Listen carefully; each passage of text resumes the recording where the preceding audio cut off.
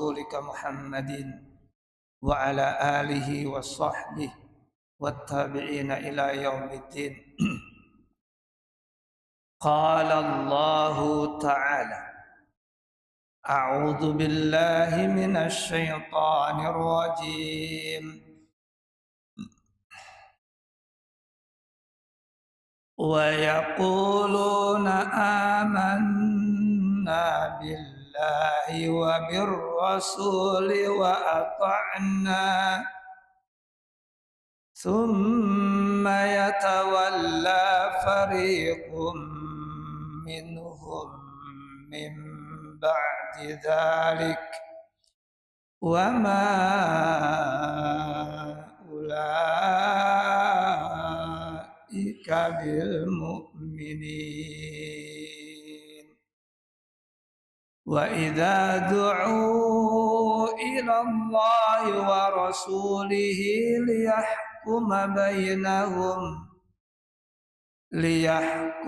bainahum idza fariqum minhum mu'ridun. Jamaah sekalian, ayat 47 dan 48. Artinya dulu. Dan mereka orang-orang munafik berkata, kami telah beriman kepada Allah dan Rasul dan kami menaati keduanya.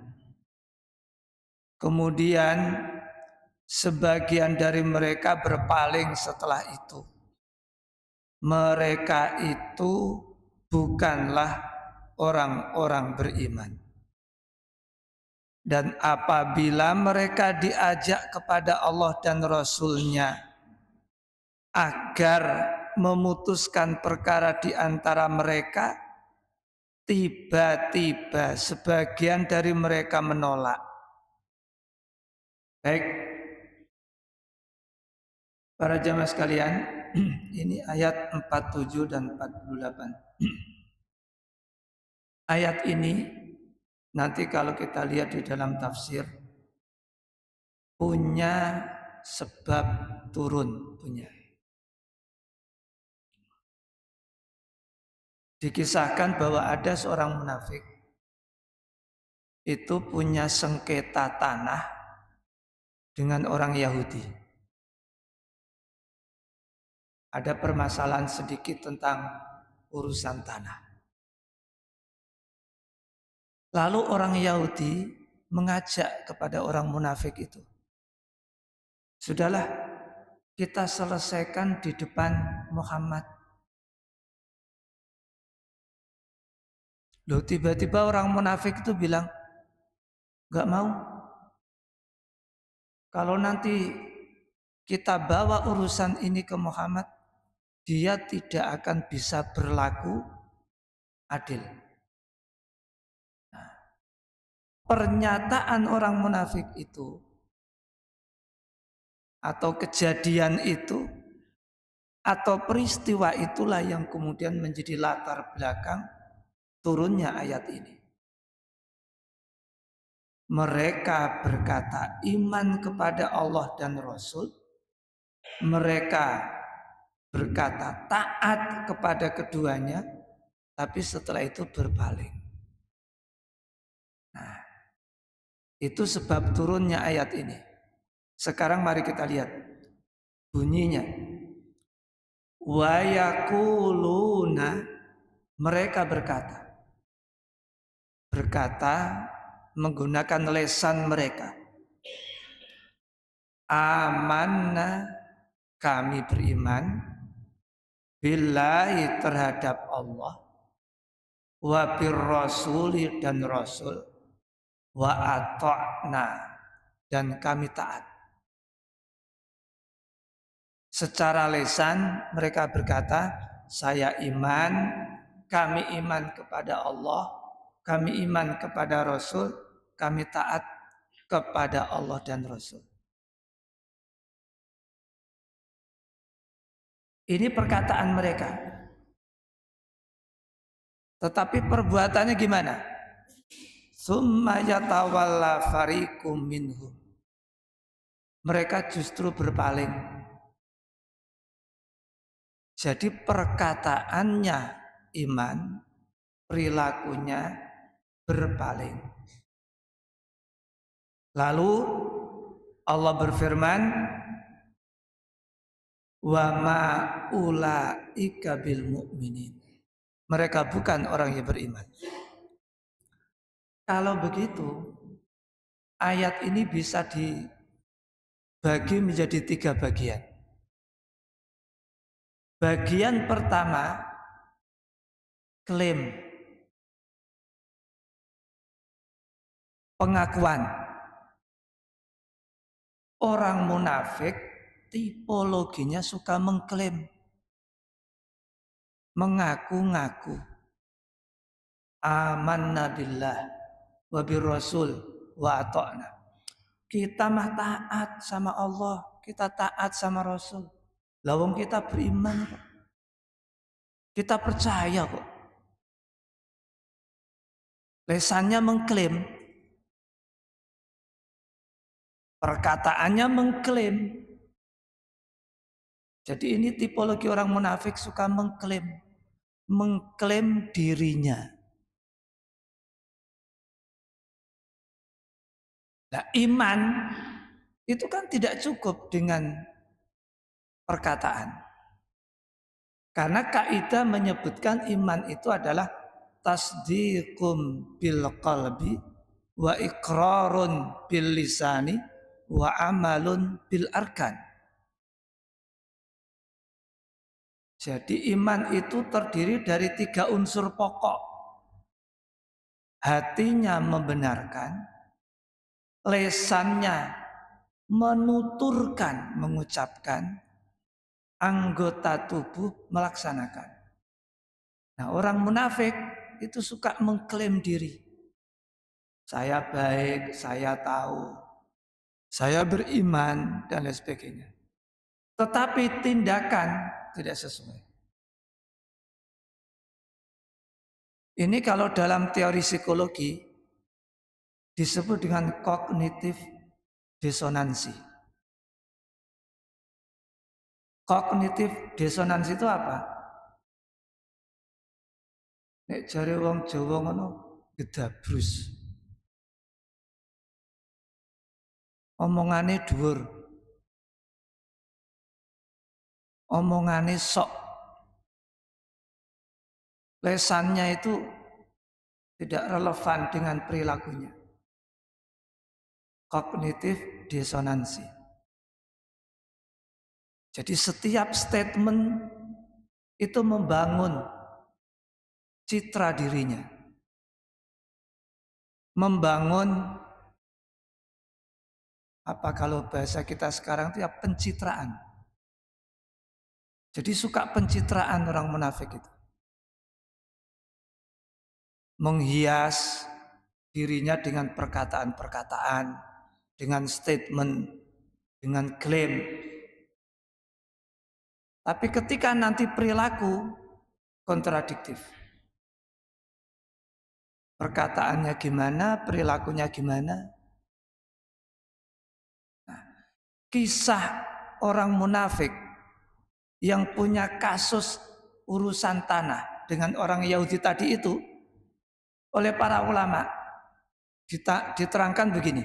Kenapa orang munafik ketika diajak menghadap Nabi agar masalah itu diselesaikan oleh beliau menolak? Kenapa menolak?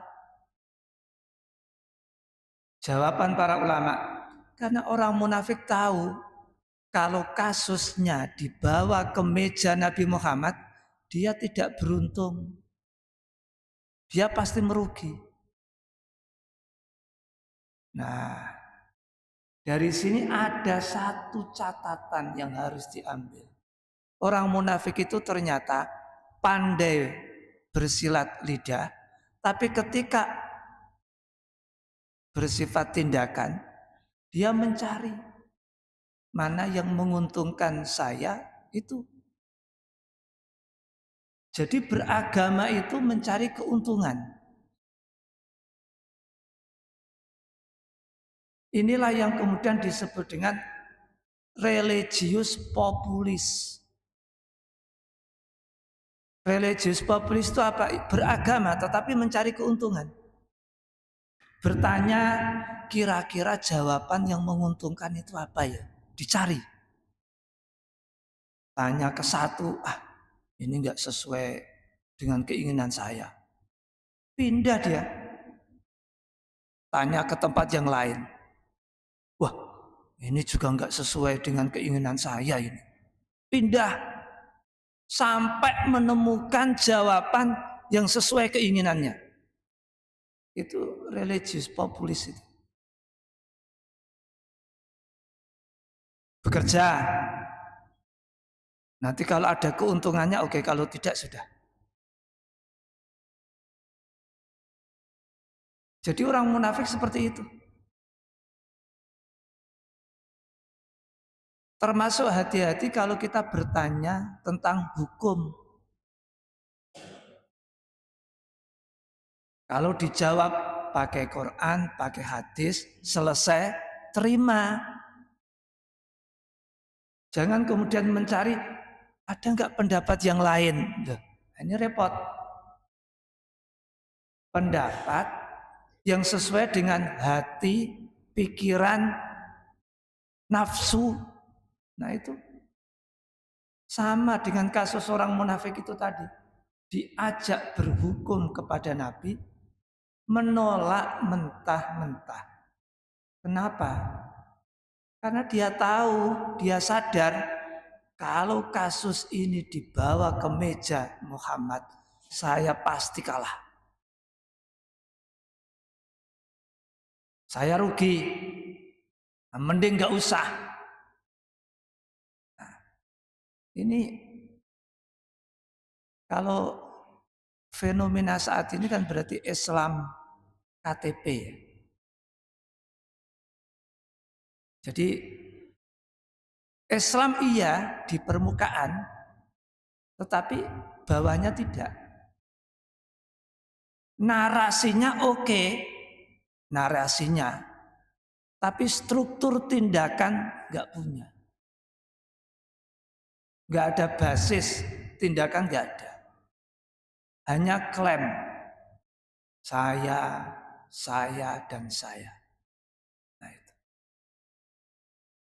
Wa yaquluna amanna. Orang-orang itu berkata, kami iman billahi kepada Allah. Wa bir rasul dan kepada rasul. Wa ata'na, kami juga taat. Tsumma yatawalla fariqum minhum min ba'di dzalik. Tapi setelah itu mereka berpaling. Wa ma ulaika bil mu'minin. Allah tegaskan, mereka tidak beriman. Jadi berawal dari klaim, kemudian kontradiksi antara perkataan dan perbuatan. Di ujung ayat Allah memberi vonis, mereka tidak beriman. Tadi kan sudah saya sampaikan, ayat ini kalau bisa dibagi menjadi 3. Klaim orang munafik, kontradiksi antara perkataan dan perbuatan mereka, dan yang ketiga vonis, wa ma ulaika bil mu'minin. Mereka bukan orang yang beriman. Nah itu. Nah, ini kisah yang seperti ini tentu akan berulang dalam kehidupan manusia. Bisa dalam bentuk sama persis, atau yang serupa, atau yang mirip.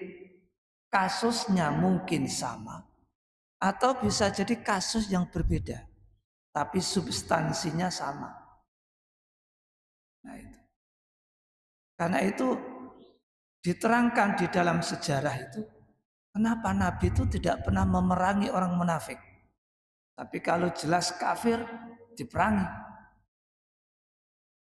Karena ya sifatnya seperti itu. bermuka dua itu. Kalau Rasulullah memerangi orang munafik, nanti isu yang digoreng Muhammad memerangi sahabatnya sendiri. Itu juga. Makanya hati-hati Nabi itu. Nabi tidak pernah memerangi orang munafik, tapi dibiarkan.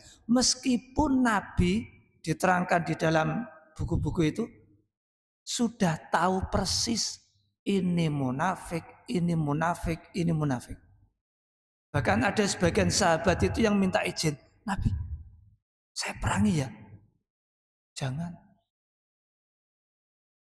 Kenapa? Karena lahiriahnya hadir bersama Nabi, duduk bersama Nabi, bermajelis dengan Nabi. Nah itu. Wa idza du'u ilallahi wa rasulih. Apabila orang-orang munafik itu dipanggil, mereka diajak ilallah, menghadap Allah, kembali kepada Allah, wa rasulih dan rasulnya, liyahkuma bainahum, agar rasul memutuskan hukum. Idza tiba-tiba fariqum minhum mu'ridun, sebagian berpaling. Makanya sebentar, dulu kita SD itu punya janji jujur dalam tindakan dan perbuatan. Itu dulu janji apa ya? Ada yang masih ingat? Oh, pramuka ya. Ada 10 kalau nggak salah itu ya. Dulu apa? Dasa Dharma, oh iya. Dasa Dharma Pramuka. 1 apa? 2, 10 itu jujur dalam ucapan dan perbuatan. Wis tuwa. Iya. Tapi betul tuh istilahnya dasa dharma ya. Dasa dharma itu 10 janji pramuka itu. Nah itu sebenarnya kita sudah diajarkan. Sudah diajarkan. Cuman pelajaran itu terkadang di perjalanan waktu terkikis oleh perubahan situasi dan kondisi. Nah para jamaah sekalian, karena itulah dulu sudah sering kita sampaikan. Kenapa di awal surat Al-Baqarah itu loh, ketika berbicara orang bertakwa, Allah cuma menyebut 5 ayat. Orang kafir cukup 2 ayat. Orang munafik mulai ayat 8 sampai ayat 20. Berapa surat, berapa ayat itu? 13. Ada 20 ayat pertama surat Al-Baqarah, 5 untuk orang bertakwa, 2 untuk orang kafir, 7. Sisanya 13. Lalu yang 13 ayat itu loh untuk orang munafik semua.